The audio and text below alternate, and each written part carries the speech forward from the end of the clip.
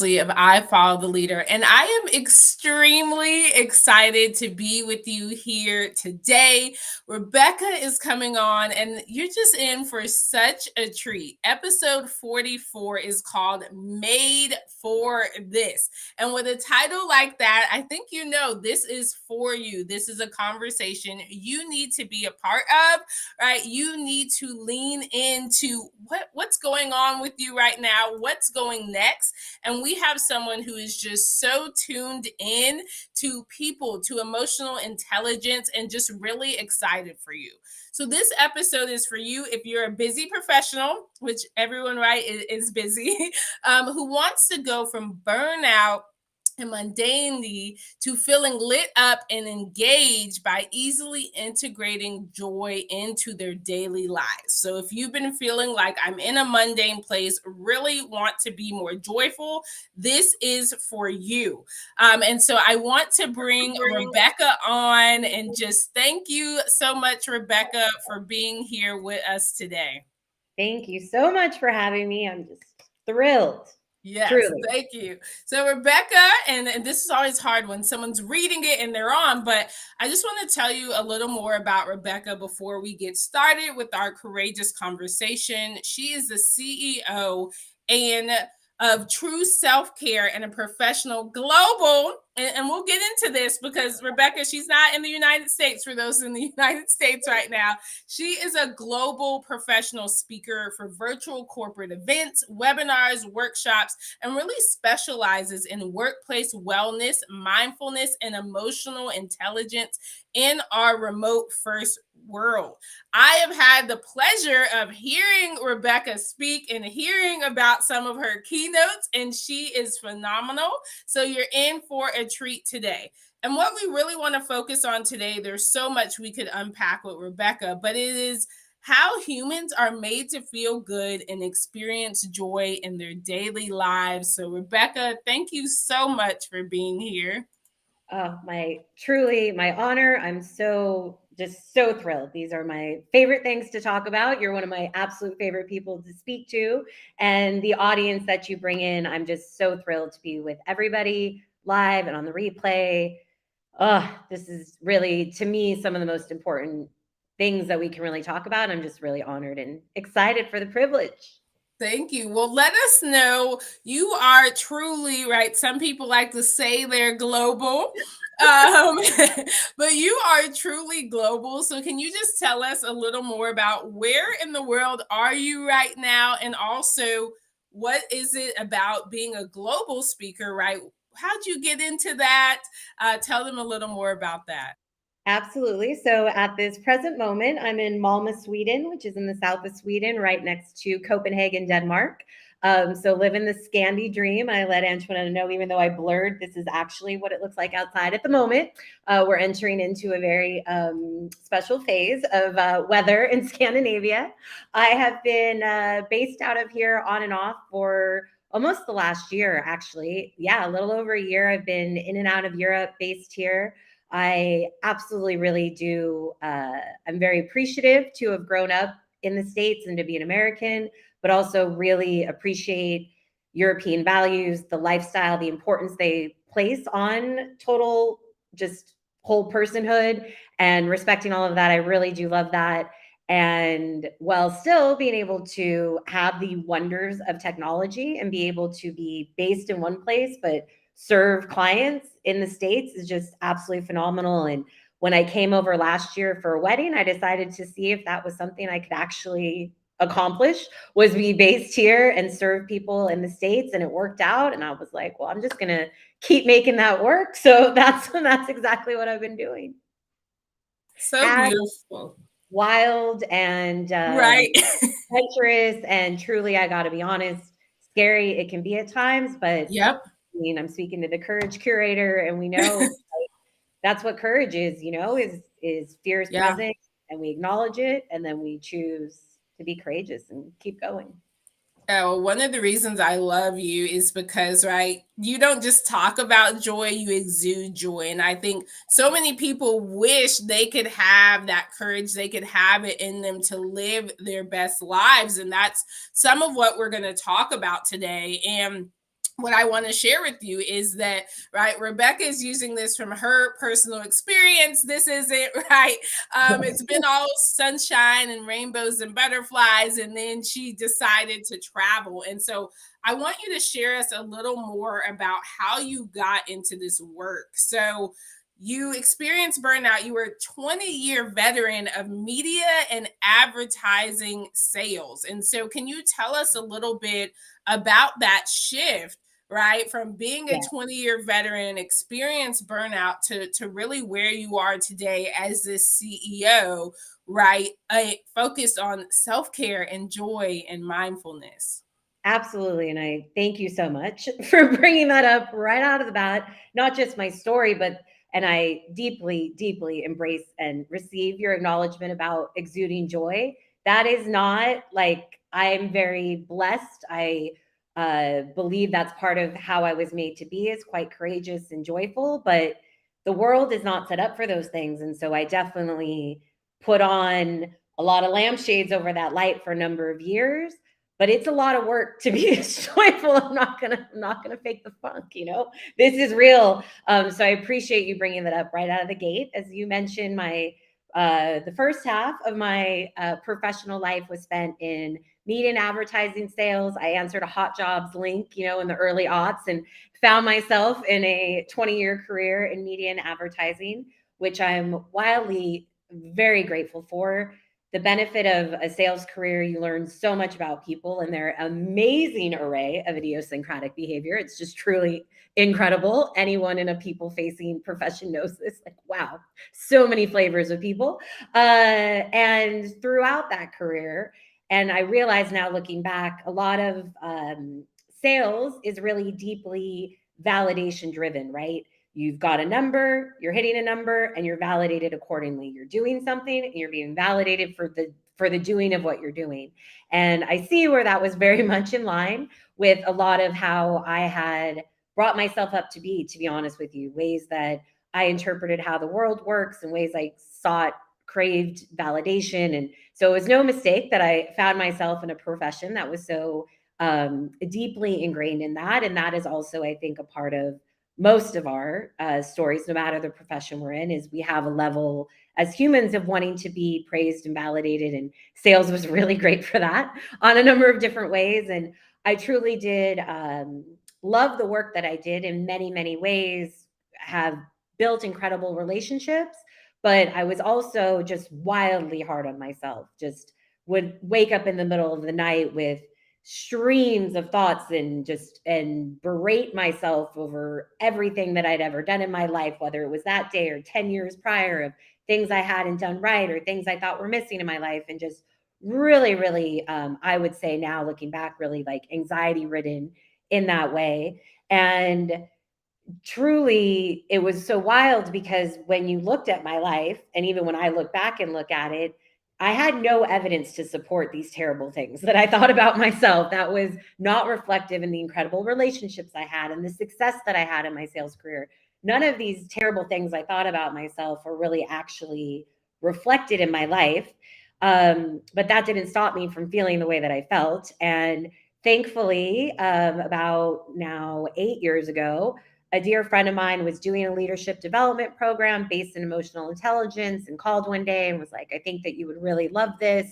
You know, it seems like it's a place in your journey when this would be great. And at the time, I was in my most corporate of corporate jobs. My beige prison is what I called it. Very thankful for the experience I had, people I met, and money I made, but it was really beige in tone and temperament and decor. But I was in a really tough place, and I didn't realize at the time, like I said, how tough of a place I was in until I really started to do the work of leadership development and emotional intelligence, and was like, oh, wow, starting to recognize I have these conversations about myself, but this is not what my life looks like.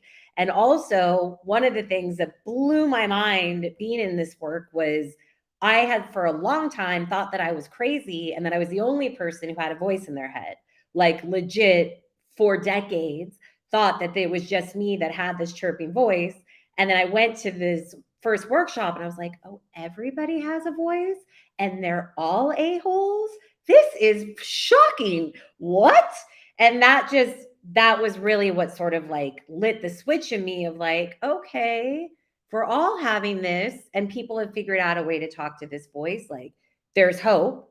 And then the more that I learned about how I was able to better interact with this internal voice in my head, what I think of as our ego, I was just so fired up and excited for all the ways I was learning to build a better relationship with those internal voices, and realizing the more that I acknowledged them and saw them as an opportunity to figure out what was behind these thoughts, what was really causing them, why was the tone and temperament of the voice the way that it was. And so often it was because I wasn't listening to it. So like a petulant child, if you don't listen, they're going to start to scream, you know what I mean? And they're not wrong. We do listen when they start screaming, you know what I mean?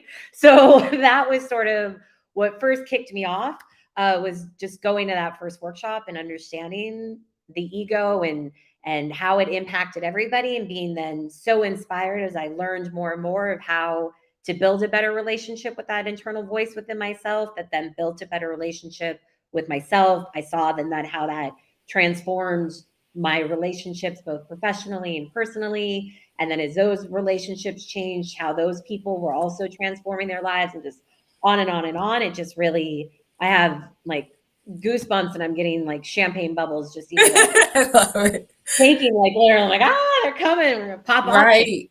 Um, No, I think that's so beautiful, and thank you for being willing to just share part of your story, because sometimes once you've evolved, and right, hopefully we're continuing to evolve if we've taken these steps, it can be hard to think back to the past. And something I know we've talked about is this disconnection from humanity that is often happening, and that we are not robots. And so can you tell us a little more about that? You've touched on it, but what do you really want people to get from that, that we're not robots or machines, and like we need to bring more humanity into our work and into our daily lives? Absolutely. So when I'm talking about those feelings of burnout and mundanity, that I will speak for myself, I still experience them, because to your point, it's not that hard to think back and remember, because just 2 weeks ago, I woke up in the middle of the night stressed out and worrying myself silly, and literally was like, what would I tell a student? Breathe. Oh, I'm not breathing. Okay, great. So it's not that far off of a memory. And in that case, it really was what you're talking about. In that moment, I had been so down in the details and logistics of my life and where am I going to live and visas and bureaucracy and blah, blah, blah, blah, that I hadn't stopped to take a beat to connect back to myself. And that's why when I breathed, things were better. And I think a lot of what happens with our feelings of burnout and mundanity and feeling stuck in our lives is that we have been conditioned, and I'm not here to like throw a bunch of shade at modern culture, because it's got a lot of benefits and it's what we live in. But the way that our modern society is built is we've been heavily conditioned to get things done, accomplish goals, make it happen. Social media is a meme farm of what are you doing and how can you be doing it better and why haven't you achieved your goals and and do, which is amazing. It's incredible that we're able to accomplish what we are, but I believe that those beginning of stages of burnout really happen because we are disconnected from being actual humans, from having emotions, from being disconnected to the way that we're set up. The reason that I talk about us being made for this is that we're actually, as humans, made to feel good. Like, I'm going to stop for a reaction internally, because isn't that shocking to learn? Like, we're actually made to feel good. You might never know it living in this Right. crazy culture, but shockingly enough, we're made to feel good when we practice things that we think of now as self care, like meditating, journaling, taking a walk in nature, laughing, dancing. When we do these different activities, a slew of amazing hormones are let off in us that help us to become more motivated, help us to feel less anxious, help us to be able to actually feel good, to feel the experience of joy in our bodies. I'm not talking about joy as just like joy, the Hallmark card, which all my respect to Hallmark. They were one of my clients at a time in my life. So I got nothing but love for Hallmark, but not that just fluffy feeling of joy, but the actual experience of joy that happens in our bodies when we're engaged with activities that our bodies were designed to feel, so that these hormones would go off so that we can stay engaged and lit up and joyful in our lives. I love it. And I love, right? Some people, like you said, think of joy as this something that we cannot have. And so thinking of joy as something we can have. And I love you've Yeah, touched on this word a few times, right? Of engagement. And I know we talked about engaging your humanity, right? Being more mindful. And so can you tell us a little more about just some of these daily practices of mindfulness that you use or recommend for others to just start tapping into our humanity a bit more? absolutely. I mean, we could talk for days because I have so many different tools. So I'll speak on two fronts. I'll talk about some of the tools that I use, and including in those practices, types of tools are also the ways that I aim to really help myself to actually integrate the tools. So that's a ton of what I focus on in the talks and workshops that I provide is how do we not just know these practices, but actually integrate them into our lives? And one of the ways that I think helps me is remembering that I was made for this. When I do these things, chemical reactions are happening in my body that are real life science, not just foo foo. It's an idea that this is going to happen, but this is like actually the way that it happens inside of ourselves, which can really help because so many of us can be super analytical. And so instead of pretending that that's not true, embracing it and being like, nope, this is what happens, can be really helpful. So I will say that is one of the tools of actually helping yourself to practice. And then in terms of actual tools, like I just mentioned, the one that I gave myself a couple weeks ago up in the middle of the night was breathing. And I think one of the things that breathing does that's incredible, we're breathing all day, every day, right? Like if you're here and watching this, let's assume you're alive and not on a machine helping you breathe. Like it's just a function that's going on.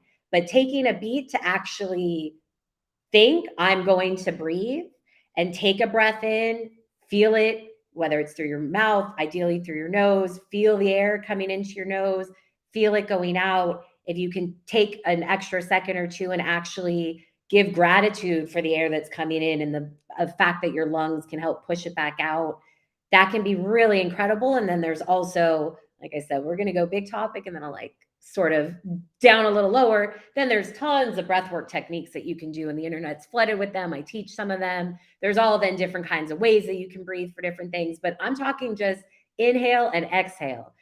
Take an inhale through your nose, exhale if you can out your mouth. Sometimes I'll literally just think like inhale the good, exhale the bullshit. Like I am assuming this is a safe space to swear a little, but inhale the good, exhale the bad, just for a second can really help you to reset and give your nervous system a break. Gratitude, I am a huge proponent of. It can be something that is so simple in theory, really challenging to practice, which is again why companies bring me in to offer tools to really make that a part of your daily life. But really taking a few moments at the beginning of your day, thinking of some things you're grateful for. And again, I'll give you some hints like breath is a great one. I'm super grateful to be breathing. Life is hard, but I'm pretty happy to actually have the chance to live most of the time. To be honest, I'm not going to lie, it's not 100%, but most of the time, I'm pretty happy to be alive. So just throw, if that's all you come up with in a day to be grateful for, amazing. Because just that act of being grateful is, like I said, going to release all of those hormones and chemicals in your body that are going to allow you that experience of feeling joy. That's so beautiful and so appreciate that. And even right, something you touched on without saying it is just also the importance of authenticity, right? So how can you bring your whole self, right? Depending and right, knowing that that's going to be different depending on the day, and does your workplace or those around you really support that? Something we talked about, which was just so beautiful was along the lines of what you're talking about now, gratitude. We also talked about grace. And then you, in the beginning, you touched on this in your story, right? You weren't really giving yourself grace. And so, No. how does grace, right, play into burnout and the beginning stages of burnout and being made for this? How does that factor into this as well? Whew, I think, yeah, I'll go back to those times that I didn't give myself grace. And for me, that showed up as being really hard on myself, having a standard of perfection that I believed needed to be attained. And the tricky thing, unfortunately, about perfection is that it's not real. There's no benchmark for perfection. So it becomes constantly a moving goalpost. You can seek perfection your entire life, and I promise you, you will never hit it because it's not an actual tangible, this is perfection. You can chase excellence and hit it, and I'm a big proponent of that, but perfection we're never going to hit. And so allowing even the grace of putting on your grace goggles and being like, you know what? Perfection isn't a real thing. What does it look like for me to be at 100% though? What does that look like? And that's going to include some of that 100% is going to include you giving yourself some time and space to not always be at 1,000%.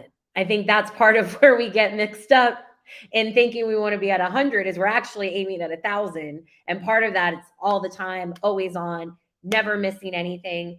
And I don't know anybody that's been able to live their life like that. I really don't. And so being able to also level set with yourself that nobody has gotten it completely right, thinking about specific to self-care, for example, and being in these practices that are going to make me feel good, and I know how important they are, and of course I want to do them every day to my utmost level, and get them all right and do them all, but that's just not possible all the time. And sometimes the biggest act of self-care I'm going to give myself is knowing that that's not the day that I'm going to have an incredible 20-minute meditative energy healing session with myself, that I'm going to have 5 seconds where I take a breath and say that I'm grateful and let that be what it is and let that be enough. And that's what I really consider that grace. It's just like a buffer, I it's love really it. like that protective shell of like, life's hard. Life is so hard. Yeah. And if we Yeah. push ourselves towards these nebulous goals and achievements, Yep. that it's just a recipe for disaster. And I know because I lived that way for so For long, and I sure.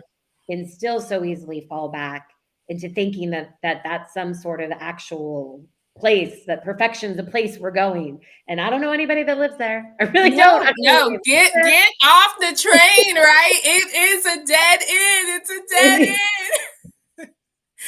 end. That's the thing. It's like it's not even a dead end, it's an endless tunnel, Right, right. You're gonna keep going, right? It's not even gonna tell you, right? I think that's the sign you've evolved when you realize, wait, turn around. But you're right. If you're still fixated on that, you're just gonna think there is some place and there isn't, which can be just so dangerous, health wise, right? Personally, professionally. I just love so Rebecca, when you talk to her, she says things no one has ever said before that just light me up. And so the grace goggles, right? To put on those grace Never goggles. said that before, by the way. That's the funny thing. I've never even heard. Let's go. Let's go. I love it. I love it. Right. When you were made for this and you have good conversation. But I'm obsessed with that. So I really want to encourage you, whether it's right now, we have so many people that watch later. I want you to really put in the comments, and I'm actually going to put this out on my regular LinkedIn today as well, right? What is something you're grateful for, right? I mean, we don't see that enough. I even think about it. I'm like, well, why don't I do this more often and encourage people? And so let's take Rebecca's encouragement, and if you're watching, just think of something you're grateful for today in this moment. Like she said, if it's just to be alive, that's okay, right? That is huge too.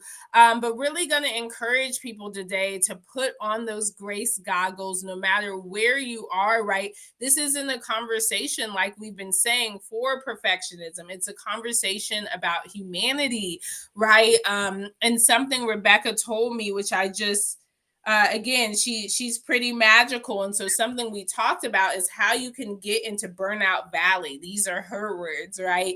How you can get into burnout valley and the importance of sprinkling grace daily, not only A lot of you are change agents, not only for others, but for yourself. So Yes. really would love, Woo!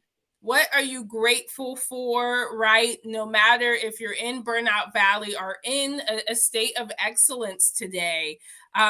Rebecca, I would love for you to tell us, one, how can people get in touch with you, connect with you, right? Learn from your brilliance, and then we'll really close out by just your final advice, to those watching and listening. It's beautiful that people can watch or listen, and so how can we connect with you, and what are some of your last thoughts today to share with those who really want to lean into being made for this, and feeling joyful?